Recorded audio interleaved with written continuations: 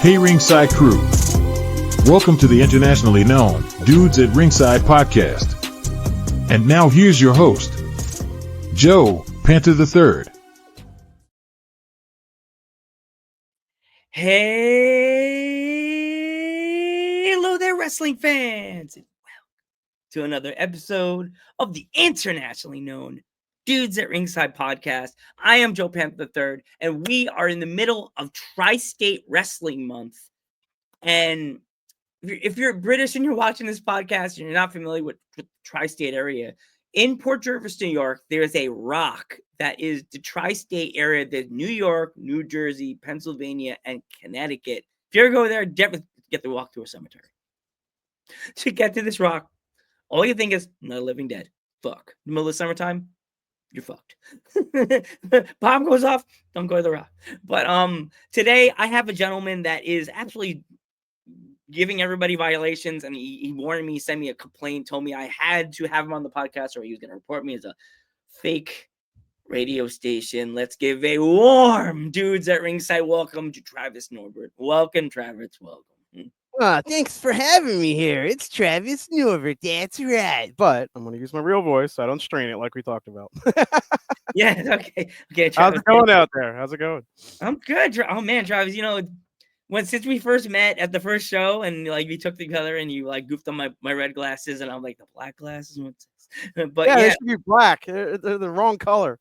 I know. I actually, it's funny, when fun fact, when Dudes at Ringside started, I had a pair of Dudley Boy glasses my friend got me. They were black, they were Bubba's, and I was gonna wear that and just be like, yeah, just come up with something. And then I thought my grandfather wore a red mask, so I'm not gonna wear a mask every podcast and nobody will see my face. So I said red mask, red glasses, and the originals are right here. Oh, there you go. These are the originals. I still wear them time to time, but then my eye doctor goes, do you want to be blind when you're 80? No, then try not to wear them so much, Joe. But the kids like it. Yeah. So They look nice. They're not in full compliance, all right? Got the wrong color, but I like them. Okay. So, Travis, if my fans from like the UK countries or like the West Coast, if they're not familiar with you, introduce yourself. Oh, wow. So, like, I guess for the character, Travis Norbert, he's a menace. Travis Norbert is head of the State Athletic Commission. And here in the States, we have a lot of the states in the United States that have state athletic commissions. And these are real authoritative bodies that make sure athletic events are in compliance and safety regulations are followed per law. They have the authority to shut down shows. And we have had very charismatic state athletic commissioners in certain states that a lot of the wrestlers and some of the fans are familiar with, and they've heard some of the lore and some of the stories and the larger than life legends with some of them. So the character Travis Norbert is the state athletic commissioner who's always looking to find violations because he wants to make sure things are safe in his mind, but he's a bad guy. So he's not above breaking the rules or changing the rules in his favor immediately to make sure that his interests are completely fulfilled at the expense of everyone else. So if Travis Norbert wants something and he thinks the rules need to be changed on the spot, being head of the State Athletic Commission, that's kind of what the character does. He's a bit comical and entertaining at the same time as being very menacing, the bad guy, the rule breaker. And that's kind of like what the character is. So I've tried to merge being hated from the audience with something that is entertaining and comical at the same time. So like you want to be hated, but not too much kind of thing. So yeah. I mean, I'm probably describing it not to the complete potential that it has, but that's kind of like where I would start, if that makes sense. Yeah. So Travis, who trained you? Riot City, Nick Taylor in Baltimore, Maryland. Nick Taylor was trained by Ruckus. A lot of you may be familiar with Ruckus out there. This is the indie legend Ruckus, Blackout from CZW and Ring of Honor, MCW, ACW. And I actually got to tag with Ruckus a couple weeks ago. It was one of the highlights of my career so far. But Nick Taylor at Riot City trained me and a bunch of the other guys that you have seen. You've seen Sugar Dan, I think. Sugar Dan came from my class. You've seen Chris Slade. You've seen Big Ben Bishop. Oh yeah. We all come from the same training school, all of us. So, Oh, wow. So, what kind of when it comes to and I'm in the 41-year-old range with the computer was just coming into my life, and hearing about wrestling was as we said before, the small circles, like kicking the can. Someone says wrestling. So, how did you find your school? Did you find it through a paper ad or the internet? How'd you find it? No, I wish. I was a wrestling fan my whole life. Back in early 2000, 2001. Around that time, I decided to veer off in different career paths and started following my calling in public service at the time, going to college and everything. And there was a brief window where I wanted to go train somewhere to go into pro wrestling. This is 20 some years ago. And I decided to go a different way. But back then, I didn't know of any other entities out there except for WWE and at the time WCW before it was closing down, and ECW. I didn't know any other avenues. I didn't know of any other promotions until I saw something about MCW, Maryland Championship Wrestling, back then. And that was my knowledge of all wrestling for a long time. Around COVID, fast forward a long time, I had some friends and we were looking for some things to do. And I had just gotten back into watching wrestling again when Tony Schiavone joined AEW and Sting and Jim Ross. And a lot of these are characters and voices from my childhood. So there's a nostalgia there. And I was like, okay, I think I want to watch this again. So started watching. I got the itch, and a friend of mine said, hey, let's go check out some indie shows, some local shows. And I didn't even know which ones were around here in Maryland. I'd never heard of any. And there was one called Adrenaline Championship Wrestling, ACW. And we went. And then while I was there, I learned that it was actually ran by James Ellsworth. He's the owner and the promoter. And of course, a lot of you out there know James Ellsworth from WWF or WWE at the time. And we were going to the shows, and I had I guess a natural character built into me, and I would sit in the front row and yell at the wrestlers. And I used to have this little yellow chicken, and I used to argue with the wrestlers with it. And a friend of mine is like, I think I want to be a pro wrestler. And I was like, well, I don't know where you would do that. And he's like, well, let's find out. And I started asking around and talking to the wrestlers at this show. Nick Taylor was one of the guys I talked to, Van Williams, and they mentioned where their training facility was. And me and my buddy are like, okay, well, let's do it. It's something athletic. It's creative. It's artistic. It's something we can start a new a creative outlet in. And before we went up to the first day of training, he chickened out. And I don't usually quit things when I start them, so I ended up going there by myself, which was kind of interesting because at the time I just went up to be a manager, and I had no idea or initiative or belief that I could actually be a wrestler also. So throughout my training, it transformed from just me being limited to a manager role into becoming a full-fledged wrestler. I have wrestling matches now. I can do matches. And the training that I had was phenomenal because it pushed me to over my comfort zone and my limits. And it allowed me to prove a lot to myself about overcoming obstacles and roadblocks in my mind that I thought I couldn't do certain things. And then I ended up doing them. Ended up getting in shape. I lost 70 some pounds. I was Yeah, I was severely out of shape. I was getting out of breath going up steps. Um, Oof. and yeah, it was really bad during COVID.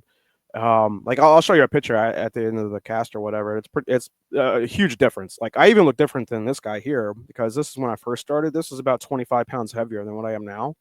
A lot more lean now because of diet and getting my jaw broken and everything also. But so that's kind of like how I kind of went off on a tangent there, but that's kind of like That's how okay. I learned about wrestling in the indies and how I entered in, and I guess where my birth came from.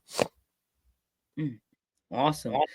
Like when you first did like your first match, did you have an idea what you wanted to do, or was there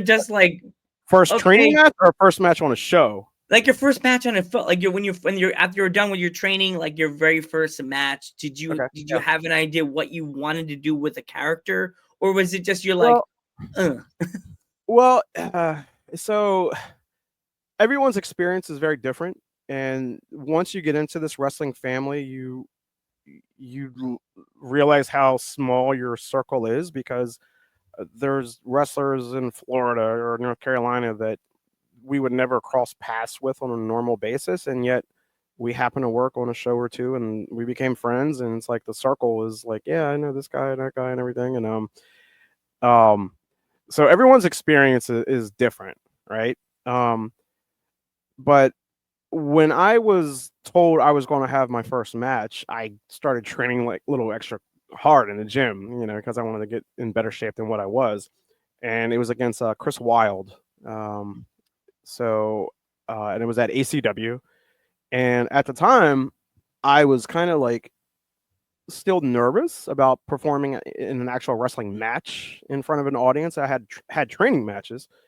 I was very full of butterflies and everything, and everyone kept telling me, don't worry, we're all going to come out and help you during your match. We're going to have interruptions, we're going to come out and like beat the guy up and interfere in the match and everything, and you're not going to have to do too much and everything. So I'm thinking it's just going to be maybe a 2-minute match, or me doing something, me running away from Chris Wilde the whole time.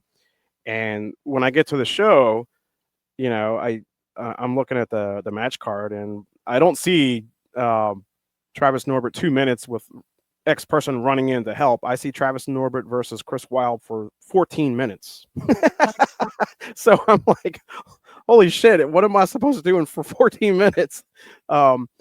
And luckily, I had a very good first opponent. Chris Wilde is a true professional, guided me the whole way. And I was kind of like thrown out there. It was either sink or swim, and it was kind of like to prove yourself kind of thing. And again, I had this whole perception at the time that it would be kind of easier on me and everything, my status, being a manager and being older and everything. And, guys were going to come in and run in, and it would be more of a gimmick comedy match. But nope, it ended up being a full match. oh jeez, Yep. And it was sink or swim. And luckily, Chris Wilde being the veteran, you never go into a match, especially if you're working with someone who's a vet over you or someone that's been in business longer than you. Never go into it and say, hey, this is the way I want the match to be. You never do that. For me, I'm always going to approach it as in, okay, this guy's a vet. He's got way more experience than me. I'm going to take his lead, especially if he's a heel. He's going to break down what he thinks the match should be. And then I'm in the position, being so new, that it's in my best interest to learn as much as I can, to be very respectful, and to trust the process. And trusting the process is to listen to someone that has so much more knowledge than I do, and let them guide you. And luckily, Chris Wilde guided me during the whole thing. I was not expecting anything that we went over in the match. I had maybe an hour or two to prepare, and try to remember a lot of things. And luckily, he talked to me the whole time. And when it comes to like the character, once you go out that door, there's no more Travis Parsley anymore. It's just Travis Norbert. So like the switch happens to where you come out the door and it's showtime, and you kind of for me anyway, I guess I was lucky because once I got out the door and I started walking to the ring, I didn't have no more butterflies. I didn't have any more nervousness or anything. I didn't have time, I think, to process that. It was just sink or swim and survive and to perform. So I just relied on my character, a lot of my character work, and my in-ring style. It's very much like a Bob Backlund with the mannerisms and the movement style, and I can do all of the basic bumps. I can take all the suplexes. I can do moves. You don't see Travis Norbert in a lot of my authority figure roles doing wrestling moves, right? Because the state athletic commissioner, he's a menacing guy and everything. He's old and feeble. That's the character. But I'm fully capable of actually doing matches and like doing moves and taking whatever. So I got through that first match, and it was a big relief that I was able to perform. And I got the respect of my peers. I got the approval of them when I came back to the curtain. So that meant more to me than I think the crowd reaction. I got a very good crowd reaction, which is great. So that kind of is my story on my first match. Again, like the character is always there, and I rely on that. But me going into it, it's more like me following the lead. And luckily, I had someone so patient and willing to work with me, and such a professional. Because Chris Wilde's been in WWE, places like that. So I was just very lucky to have him as my first opponent, and it was my first match.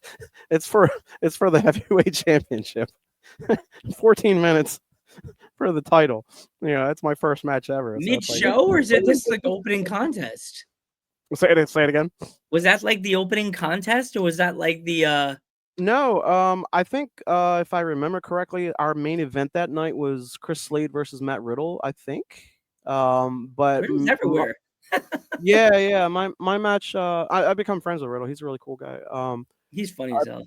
Yeah, I think my match was just before theirs, I think, or one match or two matches before. I can't remember, but yeah.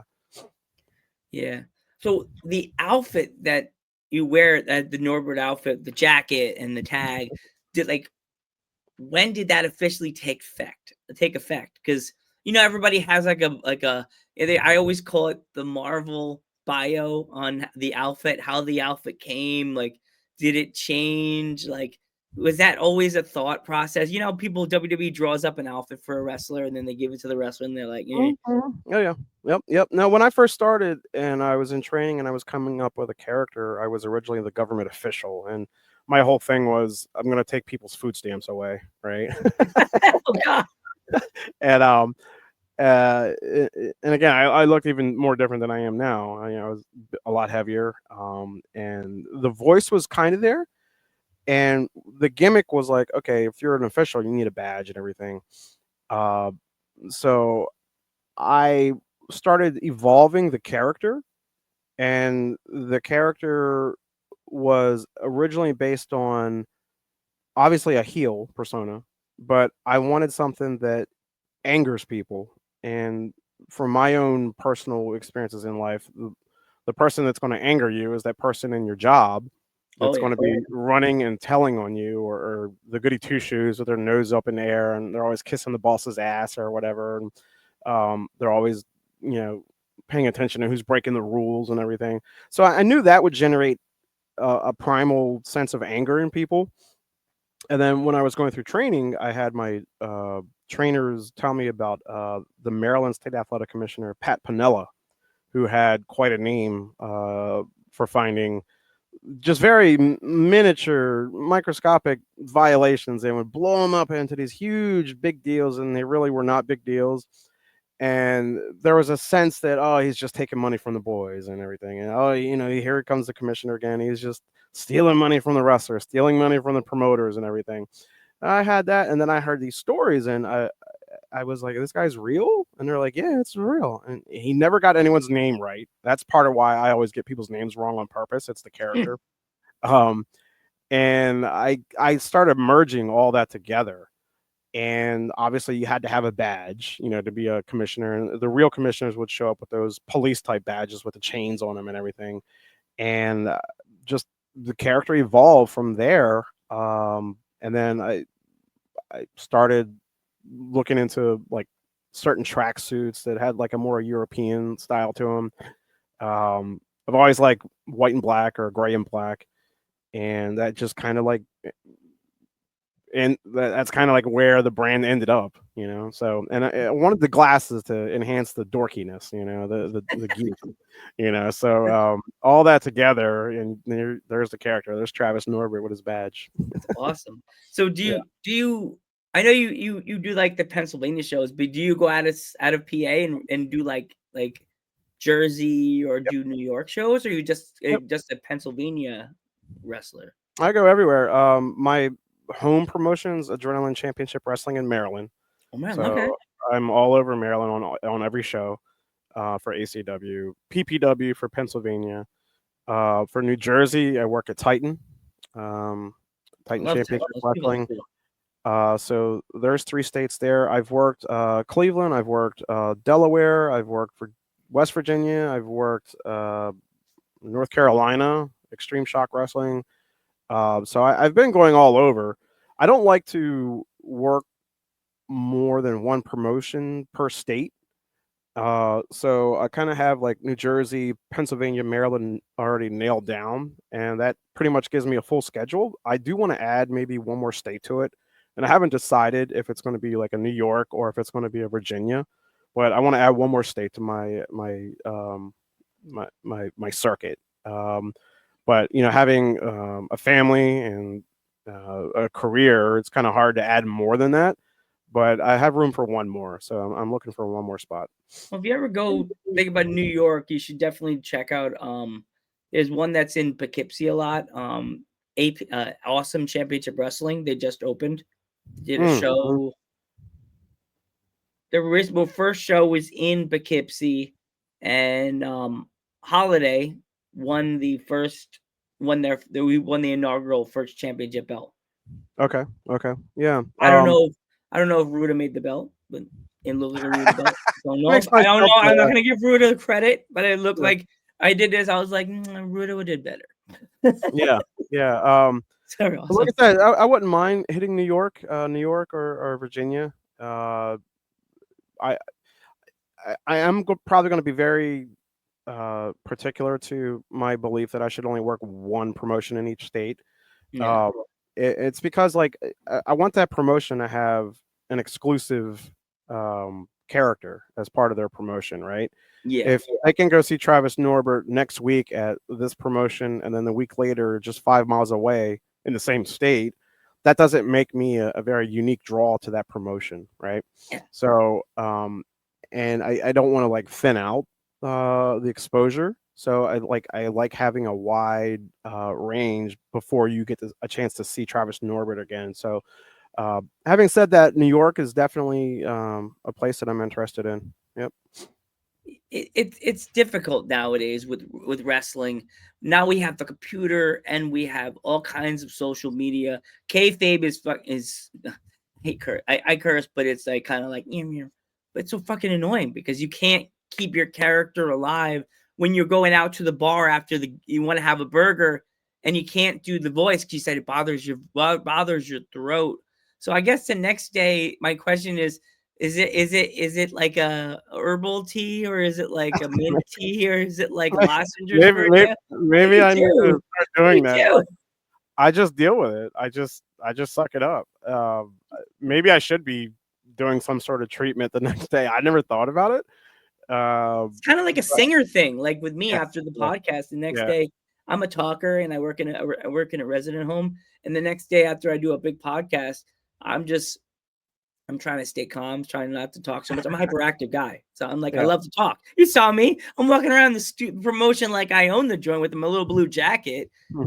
Norbert's waiting to give me a violation going, you don't own this promotion, Panther. Here. I'm like, what? Yeah, yeah. No, I love being in character the day of the show, and especially when the doors open and until the end of my performance, or I'm done for the night, or the show is over.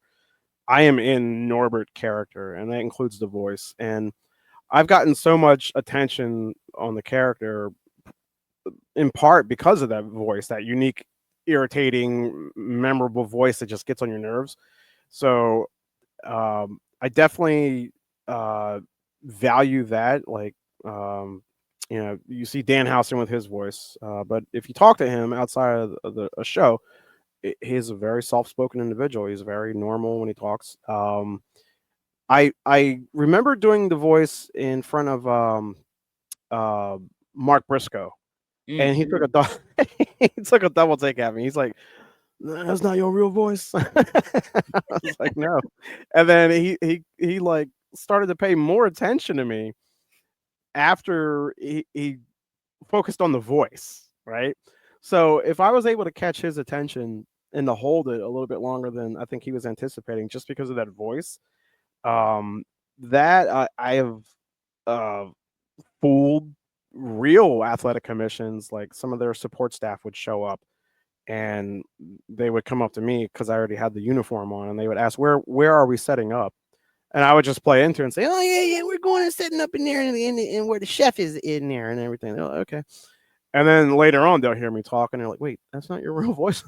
I've had wrestlers fooled at shows in Jersey. Like I remember going to a promotion for the first time up there 2 years ago, and during ring setup, I was doing the gimmick, and they're laughing and snickering and making fun of me, but while I'm in the character, and I think they thought I was real, and they're entertained by it, and they're I guess they're having fun making fun of this guy, not realizing that actually is not real. you know? So if I can fool people and get people's attention with the voice, it's definitely something that I'm going to keep, value it.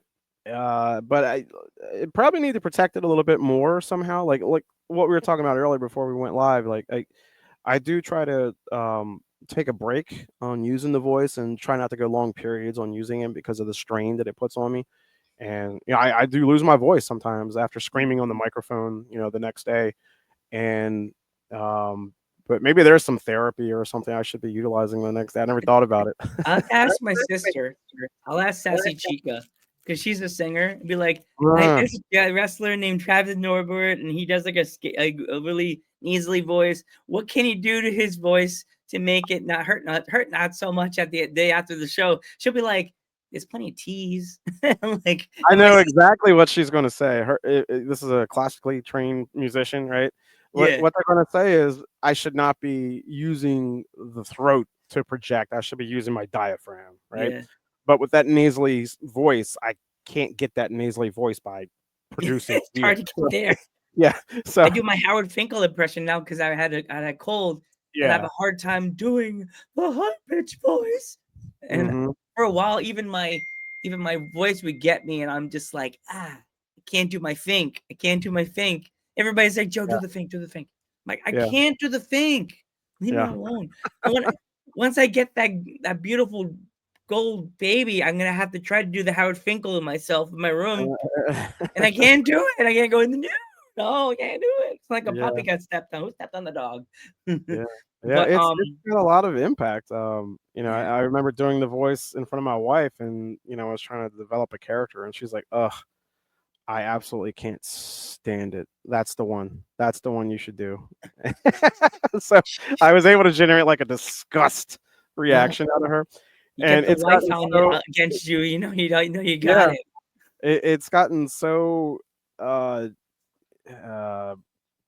guess emotion responsive that I've been banned from using the Travis Norbert voice at home. Oh my God. So I usually get like, no, I don't want to see Travis Norbert. No Travis Norbert in the kitchen. No. Like, these eggs were too wet. I've tried it. I get yelled at. Steve, you're sleeping in the car. Oh, they can't see the police. Oh, that's a violation. Yep. The kids didn't clean their room today. Oh, violation. Oh, my kids love it. My kids will come up and imitate it. And like my daughter will put the Norbert glasses on and she'll do the voice or try to. And my son tries to do it and everything. They think it's hilarious. They think it's funny. That's part of the reason my character is so comical also, is because I want to have something that's entertaining for children and I want to have a character that's um, uh, receptive to children, right? And a lot of times when I go to a show or whatever, and I'm in my Travis Norbert character, I love interacting with the kids, and they come up to me and they give me hell, and they love picking on me and they love yelling at me and everything, especially in places like New Jersey. Um, and I love interacting with them. You know, I'm pretty safe when I interact with them. It's not like I'm cursing at them or anything Yeah, and yeah. everything, but I'm still able to generate like those little anger, you know, emotions in these children. And but it's done in a way that they walk away giggling and laughing, and they're entertained. And I think a lot of the wrestlers may not realize that those are the wrestling fans of tomorrow. I always say that. I always You say know, that's one of my yeah, favorite things to say all the time, Travis, yeah, all the time. yeah. So like, I'm not really honed in to try to be the character for a certain older demographic. I'm also designing my character in a way that it's instilling something in the children's minds, of like an awe, or something like, you know, this guy's larger than life. He's a funny character or whatever. And as they get older, that influential period in their life, they're going to remember that. I mean, me to this day, when I think of the Undertaker, for example, me, I still remember the original Undertaker with the gray boots on, and the gray in the hat and everything, and the gray gloves that would Yeah. put you in a body bag. And that is the image of Undertaker in my mind. And it scared the absolute living shit out of us back then. Um, and you know, there were funnier gimmicks back then, and those are the ones that stood out in my mind, and stayed with me throughout my whole life. And you know, part of that wrestling, there's a reason why a lot of these promoters want their wrestling shows to be family friendly, where they don't want talent cursing on the microphone or whatever. It's because parents love to bring their children to see wrestling. They want to have a place to have a family event, and these children come. They are part of the audience, and I think a lot of people maybe forget that a large segment of your audience is children. So I always make it a point to try to interact with them, and to keep my character in a way that is easily understandable for children. I was thinking about this. I was about to say this, and you may go, "Wow!" Then I had been more money, Joe. You're so not cool. I'm gonna tell the boys. I was thinking we should do this for the kids. You should sell a Travis Norbert starter kit, T-shirt, Mm, and almost like a Halloween costume. yeah. T-shirt, black pants, the ID, Hmm. and the black glasses, kind of like the thing you get at Party City. Hmm. Yeah, yeah. I do have part of my merch table. I have the T-shirts for whoever. um, I have a little mini clipboard that is geared towards I didn't children. see that. Yeah, yeah, yeah. I have the little glasses that I have. A little plastic glasses are easily, you know, safe. There's no lens in them, you know, just like mine. um, and of course, there's the photos and everything. But I try to incorporate a little something for everybody at the merch table. Hmm. Cool. Um, Before we go, Travis, if there was any kids that wanted to get into the business, what kind of advice would you have for them? When you say kids, you mean like Like, aspiring I mean, I would wrestlers, say like kids because 18 I'm or 19 41. or I meant like teens, like 18, teens? 19, that are Okay. just like, Well, you could be a full-fledged wrestler at 18, 19. No, no, you yeah. know, Like, what kind of sure. advice, like the kids that want to get into the business? That's what I'm trying to say. Okay, so I guess if you're younger and you're trying to get in to the business, find a reputable wrestling school, first of all. Uh, Second, be realistic with yourself.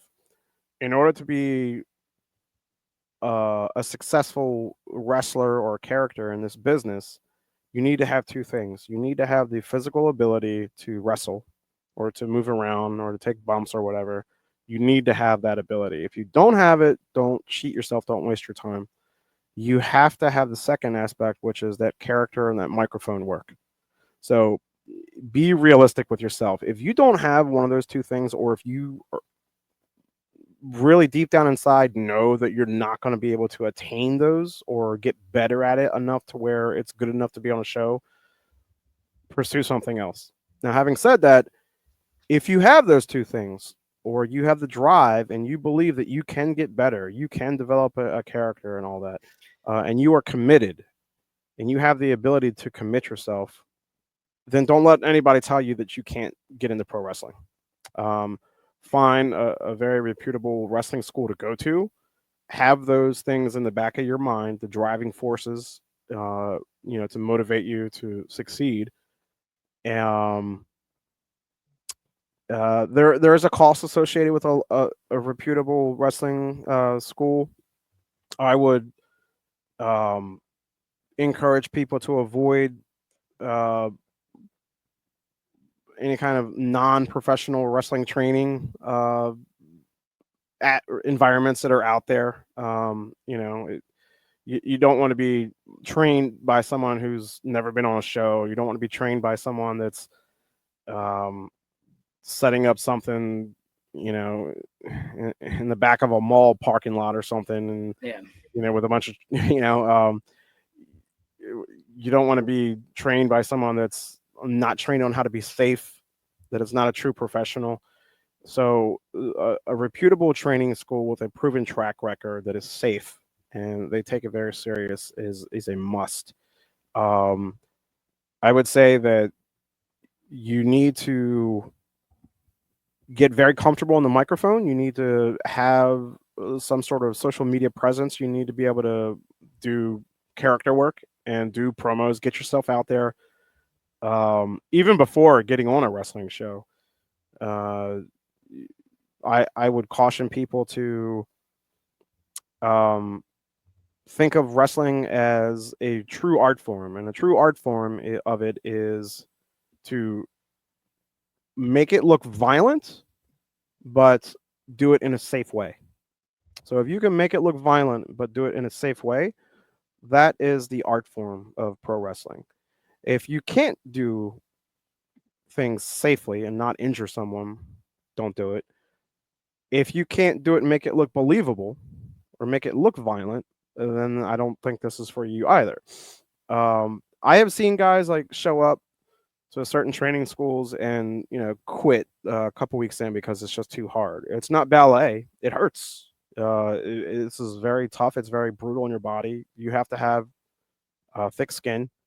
You know, you're going to be exposed to a lot of people in the audience who are going to say very rude things to you that are going to be very mean. You're going to have to be the type of individual where that doesn't bother you. You don't care. Me, I don't care. But if you're the type of person that is easily shaken by something like that, be honest with yourself, and maybe this is not for you. But just know that very, very, very few will attain a level to where they can make a lot of money off of this. 98% of us have day careers and we go to work the next day. So again, the whole being safe thing is very important because you want the guy that you're in the ring with or woman you're in the ring with to be able to go to work the next day and still get a paycheck and provide for their family. You don't want to be the guy that's injuring people, So there's so many things that I would say to someone, just starting out or whatever. I mean, I was lucky enough because I've been in front of WWE executives already. Oh wow. And I could share certain things. If people wanted to talk offline about it, I could probably give some advice on certain things. So it's about being creative, being unique, timely, with your character work and the way you work in the ring. Be patient. You'll hear quite often that Rome was not built in a day, and that's true. People will work years and years and years sometimes before either they're even allowed to be on a show in front of people, or years and years and years before they're ever in some sort of contract where they're on television or something like that, right? So be patient, trust the process, stay committed, but just take all those other things into account, what I was saying before. So I could go on and on and on about advice, because I'm around so many guys still, because I still go to the training schools and everything. I even train guys sometimes, newer guys when they're coming around. teach them how to take their basic bumps and everything. So so if my fans want to pick up any fun like t-shirts, like where can they find your shirt? Yeah, for like the merch and everything, whatever show I'm working, I probably will have a merch table, and I probably will have someone working at the merch table to sell t-shirts and everything. I don't really want to deal with shipping of t-shirts and things through the mail, so I don't really have an interest in selling things online or through a website or anything. It's usually come to the show, and support the guys and everything and the girls, and visit their merch table. But definitely, I have all kinds of shirts. I have a new design coming out soon, actually. So cool. Mm-hmm. Awesome. Thank you so much, Travis, for coming on the podcast. I'm Joe Panther III. This is Travis Norbert, and we will catch you in the next one.